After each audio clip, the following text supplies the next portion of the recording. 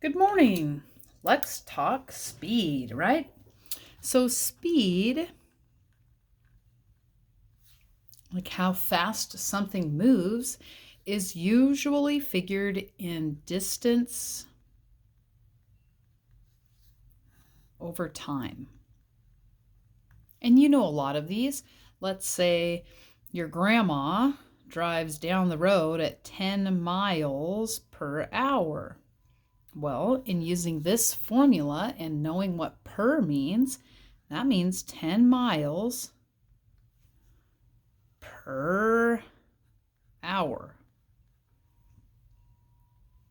All right. And then knowing that your grandma drives 10 miles per hour, you could then figure out, well, how far could she drive in 3 hours, right? So we could create a double line diagram with miles over hours. And we know that she can do 10 and 1. And we want to know, well, how far can she drive in 3 hours? Well, to get from here to here, it's times 3. Or from here to here, it's times 10. I like the times 10. 3 times 10, 30. She could drive 30 miles in 3 hours if she drives 10 miles in 1 hour, assuming she kept a constant speed for that whole entire time and nobody had to stop to get a soda or go tinkle, right? And let's say she's driving across Oregon, and let's pretend that's 500 miles from border to sea. Okay. Oh boy. Well, how do I get from here to here? Because I need to go to this blank spot. Divide by 10. Remember, to go this way was multiply 10, so this way divide 10, and 50 divided by 10 is 50. It would take her 50 hours to drive across Oregon. Okay? Compare that to maybe someone who drives a little faster, and they're out on the freeway. And let's say, again, in miles per hour. So let's say out on the freeway, in 1 hour, they're driving 80 miles. 80 miles per hour, right? Pretty fast. So let's pretend there's no dangerous curves, there's no rain, there's no stop signs or anything, right? In 3 hours, how far would this person have driven? Well, to get from here to here, looks like we times by 80, right? So 3 times 80, well, 3 times 8 is 24. So 3 times 80 must be 240. 240 miles. Okay, so let's now figure out if this person were driving across Oregon, how long would it take them? Well, going this way, I divide by 80 now. Whew. I don't know what 500 divided by 80 is, but I'm guessing it's somewhere close to 6. So let's see. 500 divided by 80 is the same as 50 divided by 8. And 8 goes into 50 6 times, which is 48. 2 left over. That is 2/8, which equals 1/4, which equals 6 1/4 hour, and a quarter hour is 15 minutes. We can go over that sometime if you remind me.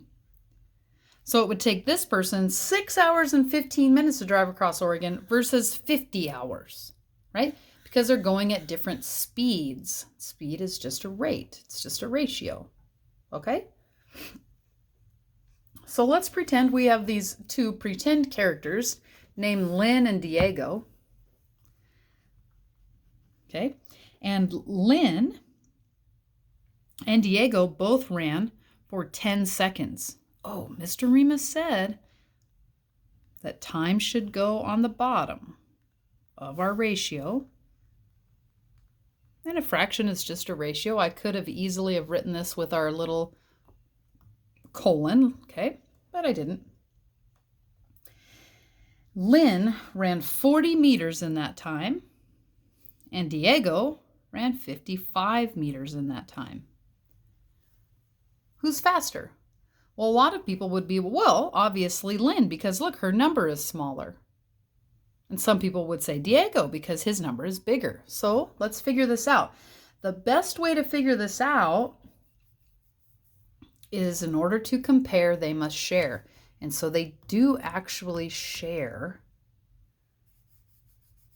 Okay, so then when we're talking about who is faster, that means who can go farther in the same amount of time, or who can go the same distance in a smaller amount of time. And since time is the same here, who could go farther in a same amount of time? Diego. So Diego is faster. But let's find out their speed. And so their speed is kind of like a unit rate, kind of like how we decided up above that the grandma drives 10 miles per 1 hour. That means down here we want 1 unit of time. Okay? 1 unit of time. 1. And keep our same units here. Well, how do I get from 10 to 1? Yeah, divide by 10. Well, what's 55 divided by 10? Yeah, 5 and 5/10. So Diego runs at 5.5 meters per second. 5.5 meters per second, that's pretty far, right? Don't you think? That's more than 5 yards. That seems fast. So same here, right? 10 divided by 10 is 1, so 40 divided by 10 is 4. So Lynn can run 4 meters per second versus Diego at 5.5 meters per second, right? So now let's pretend that they're both, well, we don't have to pretend because we know who is faster.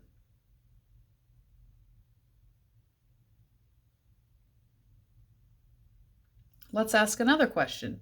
So, because the faster person is going to be the first person we want to run in the race, right? Like they're going to be our number 1 seed in the race. Let's say Diego is going to be our 100-meter guy. And we want to know how many seconds we expect him to run that in. Okay. Well, I've got 5.5 to get to there.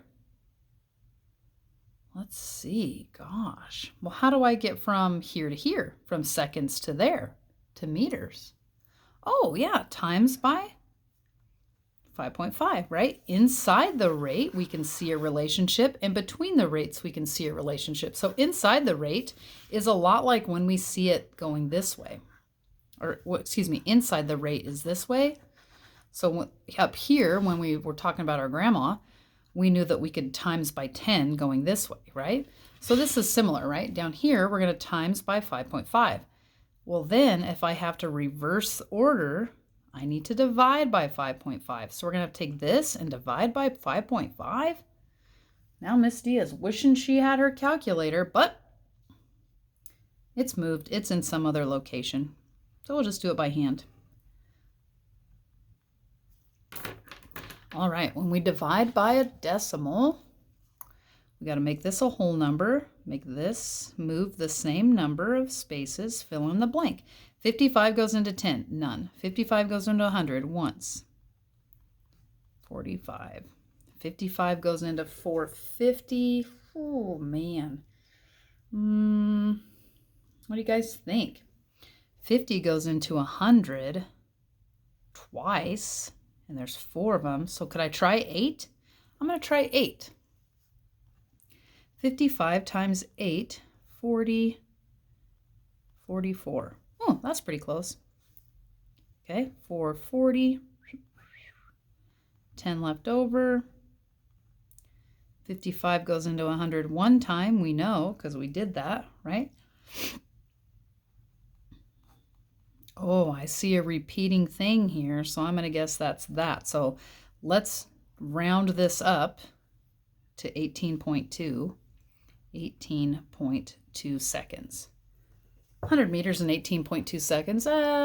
That's not very fast, right?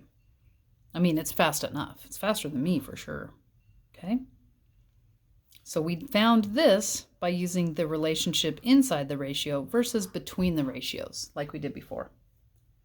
All right, that should help you out with speed. Remember, you can use ratios written as a fraction or double line diagrams, or you could use a T-chart.